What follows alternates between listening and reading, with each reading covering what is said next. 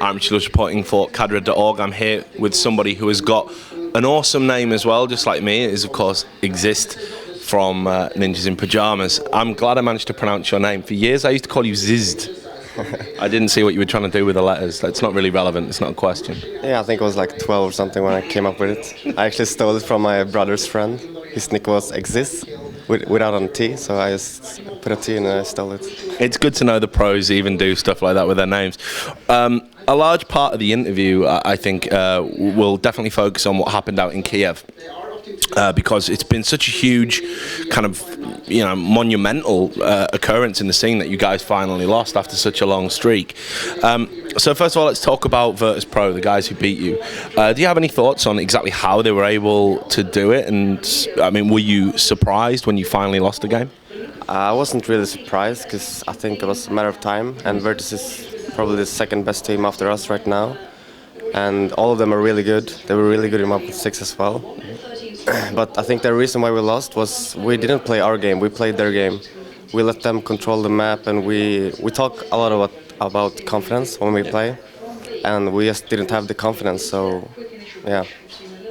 One of the things that I thought was interesting was kind of the way you guys reacted to the defeat. Like, I would have expected you guys to be like distraught, because with some teams, when winning becomes a habit, people get pissed off when that winning ends. You guys stood up. I saw, Forrest applauding you guys, and I presume Virtus.pro as well. It was a lot of smiles. Everyone felt really good. Can you explain a little bit about that reaction? I think when we lost the first map, I wasn't mad or anything. I was like, okay, shit happens. We were bound to lose a map eventually. But when we lost the match, I was pretty mad, and I just wanted revenge in the final. So yeah, I was mad, but the other guys were like trying to keep the mood up. So yeah.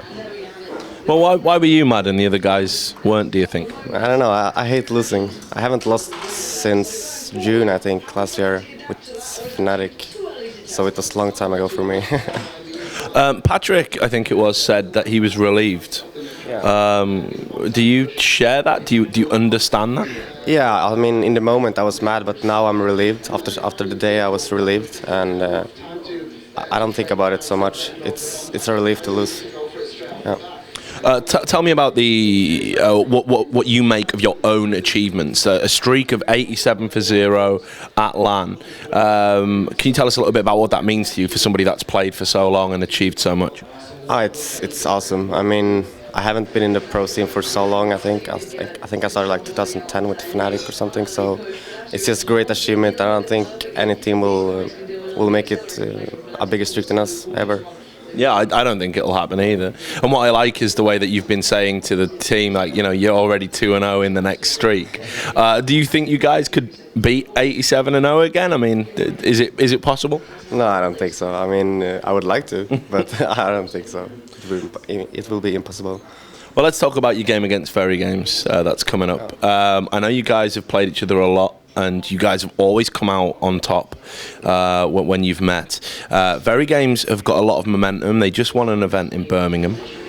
So do you see them as a very different animal to what you've played in the past, or do you think it'll be the same old Very Games and you guys will be able to beat them easily? I think it would be the same old. I mean, with RPK, they had a little bit different playstyle, more aggressive. I think RPK was more aggressive than Scream.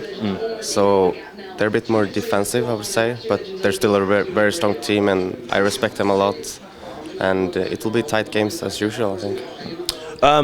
You're all quite calm, apart from you, it seems. You're the secret angry man of the team.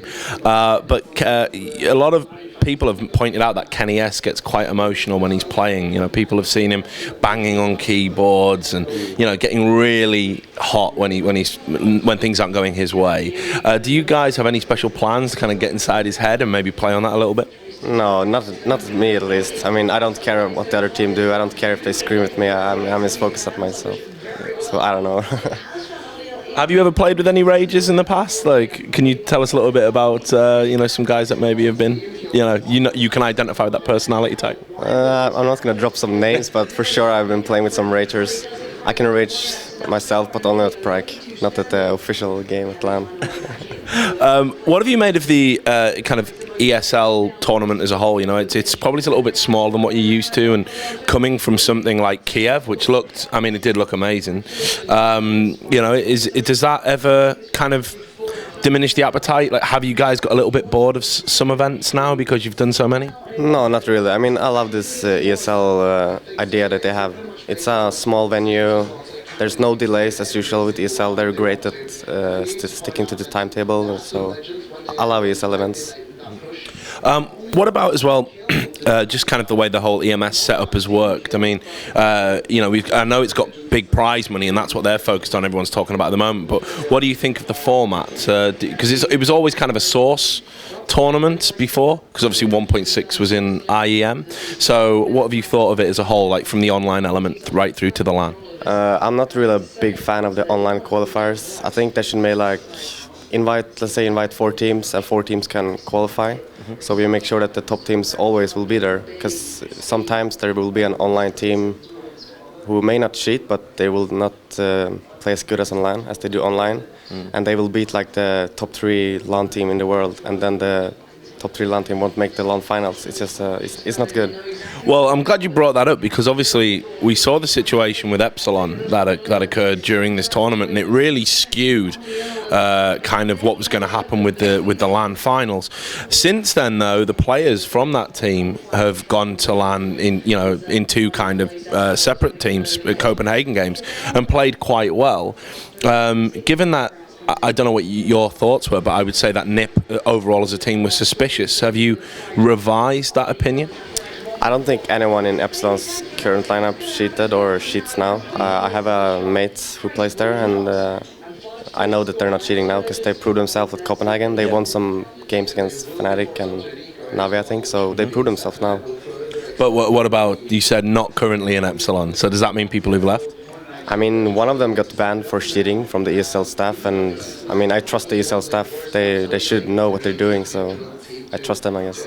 I like it, diplomatic. Right, okay, so let's talk a bit about you guys, the team. Recently, I think it's no secret, Fiflaren has come under for a lot of criticism from the community, which I personally think is harsh, but that's Counter-Strike, right? What do you think about that criticism? Do you have any thoughts about it? Well, I think every team has its black sheep. Everyone wants to blame someone if we lose, and I don't think it's right, because I think he's improved a lot. He's playing better, and he's really good in our team. He's doing what he's supposed to do, and we don't have any problems at all. Is it hard for him, do you think, specifically because he's seen as the AWPer, and the problem that he's got is that he's in a team with such good fraggers and such riflers that when it should be maybe him who's got to step up and shine, there's no one left for him to kill because you guys have gone and done your jobs? Well, I think people don't realize that he wasn't a main AWPer in Source, and no one of us has played AWP before except him. So he was like forced to play with AWP, let's say. So he's doing his job, and we're happy with him. Couple of quick questions just to wrap up. It's your manager's birthday today, so Big Nicholas has turned 40. That's 40. Big Fisco. Yeah, Big Fisco, for those who know him in the Swedish scene. You guys going to be going out and partying with him tonight? Do you have any plans? I hope so, if we win. Otherwise, I don't know what's going to happen. Maybe I'll smash some keyboards. I don't know. No. And just as a final question, I know that you guys have had a really busy schedule, and I know that maybe has impacted a little bit on how you've been playing lately and motivation levels and stuff. After this event, you do get a little bit of a break. So what are you guys going to be doing? How are you going to be spending that time? I think we're going to take some time off in May. People are talking about taking a vacation with their girlfriends and doing other stuff, and I think it's healthy for us to take some time off. And I think the next event after Dallas is going to be to DreamHack in June. Yeah. So we're going to take a break and then go and practice a lot before DreamHack. Well, it's great to finally get to interview you, because I know you don't do a lot of interviews. So I've got all of the NIP guys now. So thanks for helping me collect the set. Best of luck in your game against Furry Games. I'll be watching it in the airport, most likely, at this rate. And to all the people out there at cadred.org, do stay tuned to the website. Although we might not have any more video interviews coming your way, we are of course going to be on site until the end, and we're going to have all the coverage that you know and like from here at the EMS finals in Cologne.